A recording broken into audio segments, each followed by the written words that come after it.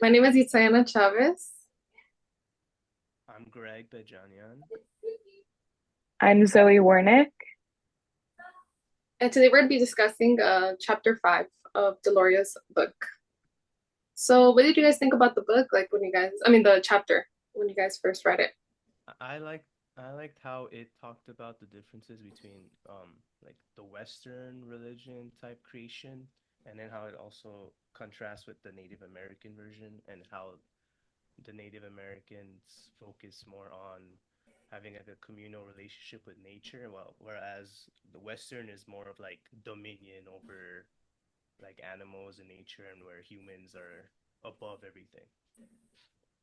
Yeah, I agree. I got a little confused whenever it mentioned time and space and how that puts value to the creation story, but I think I have a better understanding of it now. Yeah.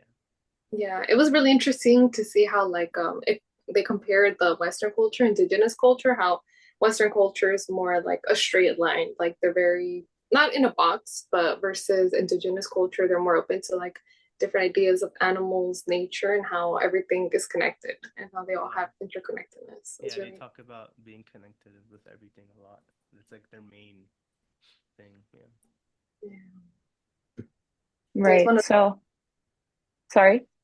sorry, oh, do you guys want to start asking each other questions about the book? Sure. Yeah. I'll start off by asking, how does Vine Deloria challenge conventional Western notions of creation in this chapter?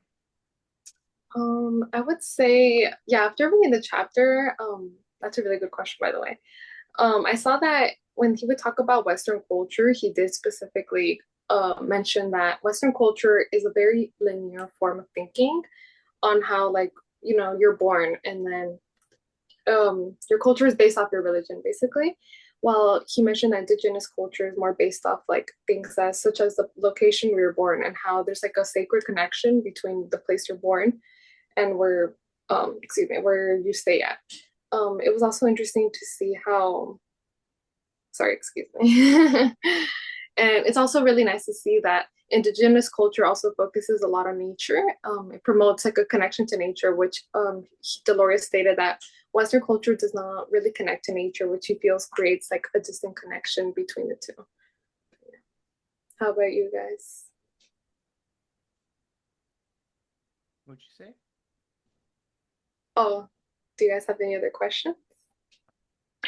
Oh yeah, based off of um, what you said, I'll also ask, um, in what ways does Deloria suggest that Indigenous creation stories offer a more holistic understanding of the relationship between humans and the natural world? Kind of what you were saying about the difference between kind of the Western Christian thinking of humans and nature.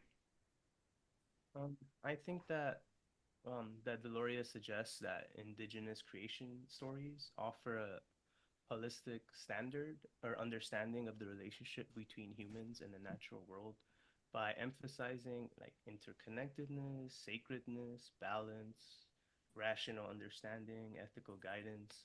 And I even wrote this down in the reference to the book. He writes, Deloria writes, the Indian world can be said to consist of two basic concepts, the spatial and the mythic. Both of these are intimately related to a sense of the sacred that gives meaning to the world. And these stories basically just depict humans as an integral part of the natural world, fostering like a sense of kinship and responsibility towards all living beings and the environment instead of being like selfish and so individualistic.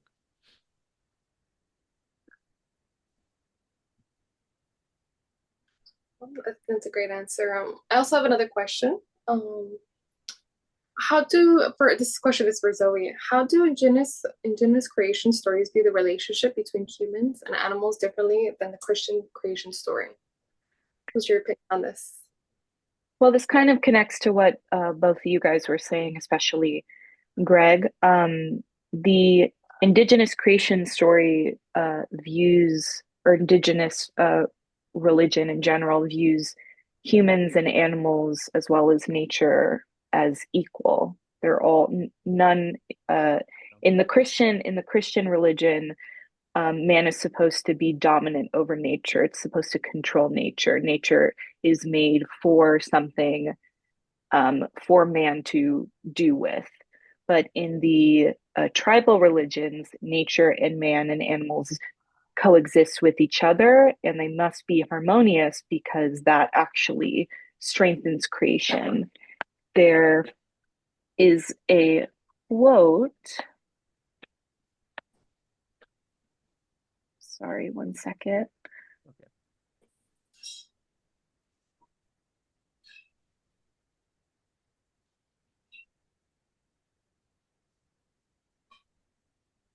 It says on page 81, Vine Deloria says, in the Indian tribal religions, man and the rest of creation are cooperative and respectful of the tasks set for them by the Great Spirit. So it's almost as if not just man, but the animals in nature also have this same task of keeping each other in order, keeping each other alive. Not just humans have that responsibility. I also wanted to ask, how might the Native American philosophical perspectives be outlined by Rolla, provided a framework for addressing the issues that Deloria raises about the problem of creation in Western thought? Um, Native American philosophical perspectives outlined by Arola, it could usually provide like frameworks for addressing the issues that the lawyer raises. Arola emphasizes like concepts like rationality, reciprocity, and like respect for all forms of life, which aligns closely with like the holistic worldview found in indigenous creation stories. And by incorporating these perspectives, Western thought can move towards like a more balanced and respectful understanding of creation, addressing like limitations of reductionism, anthropocentrism, and this shift encourages a more like sustainable and ethical interaction with natural world, promoting harmony and balance that you guys have always talked about. Like they really emphasize like harmony and balance and just not being such individualistic people. And those are the central values within our relationship with the environment. So Deloria's emphasis on seeing the world as a secret place where everything is interconnected supports the shift towards a more holistic and respectful worldview.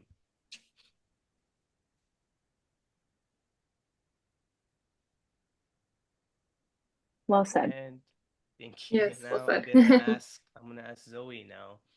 Do Native Americans concern themselves with the historical accuracy of creation stories? Um, they really don't compared to Christian creation stories. Um, as I understand it, Christian creation is kind of like a straight line. There's a beginning and there's an end, and creation is the beginning and really has no relationship with the end or anything that comes after it. And indigenous creation stories is like a circle. It all happens at the same time and yet at no time at all.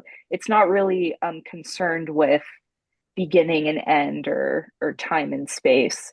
And an interesting point that Deloria brings up is that because the Christian religion concerns itself with kind of the historical accuracy of what happened at a certain time or place, if one thing like Adam eating the apple, which is the original sin, which leads to humanity, if that isn't true, then Jesus is not true, and he did not um, die for human sin. So it all falls apart like dominoes.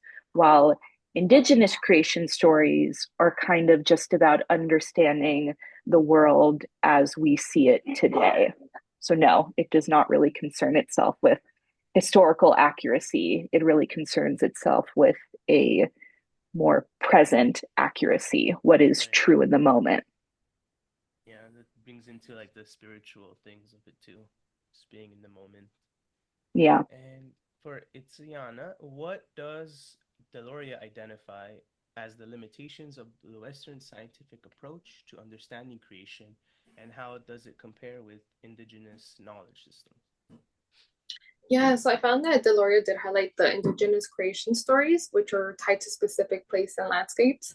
He says that these landscapes have a special deep connection to the land and its futures, and it places a focus that there's the spiritual and cultural identity, and it's rooted in the natural world, that people need to be connected to their environment and their landscape in order to feel more connected. And what's also interesting about indigenous culture is that they view the world as as a sacred entity, versus in Western narrative, it's more of like an abstract universal approach, which is more distant as a historical event. It's more as history, like we learn in history, you know, this happened, um, which has less emphasis on geographical location. It's just more about the events that happen, like humans and overall history.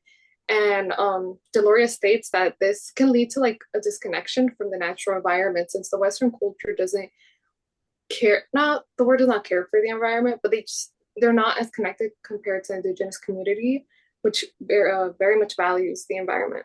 In addition, he Delory also stated that he believes that the indigenous narratives foster a sense of belonging and responsibility towards the land. They see their land as their home and as something that they need to take care of, versus Western cultures, we can see, you know, we're constantly damaging the environment for building buildings, oil, just very so it's very interesting that they're both very different, since indigenous is more of a caring and about the environment and the animals, while Western culture is not fully based around it. It's more about historical events. And I also I connected this back to. Do you guys remember watching the TED Talk by Greg Deal? He was talking about his experience as when he grew up going to white schools as an indigenous person, and he saw that it was completely different because he grew up around his family being very connected to the environment and hearing stories. They would have storytelling, and that was also their other form of history, but he said that these were rooted more into understanding the world and their environment, versus Western culture did not offer the same. It was just more as learning, okay, this happened, that happened, but he felt like there wasn't a deep connection when he was learning about this. um, in addition, he believes that I just think overall that by being open to by different changes and having an open mind to being in touch with the land, it allows people to build their spiritual and cultural identity, versus Western culture is more closed-minded when it comes to those situations. Yeah, I think that no matter like what you believe in, I think people should just care more about, the world that they live in. The fact that we're here, it's such a rare like miracle that, Yeah. Earth exists and it's a habitable life, so people should just take care more of the the life around them, the environment. So, yeah. I agree. And if you believe that, you're here for a certain purpose, if that's what you keep saying, this is what happened, you don't do anything about it in the present, then what's the point of a creation story if you don't actually, do anything for it? Yes, for sure. I think that's something that Western culture could possibly adopt, is being more considerate of the environment. Speaking from my experience, I feel like when I grew up here in Los Angeles, I'm not really connected to the environment. Like I care for the environment, but I don't really go like, you know, on hikes or, you know, admire the nature. But after reading these stories, it makes me want to be more grateful for like a beautiful world we live in, you know? Do you guys feel the same? Oh, Yeah, absolutely. that's the number one thing. Just be grateful and appreciate Yes. that we have this. Yeah. Do you All guys have right. any other questions? Or I think I think that was pretty good. Yeah, I'm gonna go out and be in nature now. Yeah, yeah. And pick up the trash. Yes, Yeah. let's all go for a hike. Not in plant this some heat. trees. It's too hot for that. I'll Yes. do that later in the winter. All right. I'll see you guys. Bye. Okay, bye. Bye.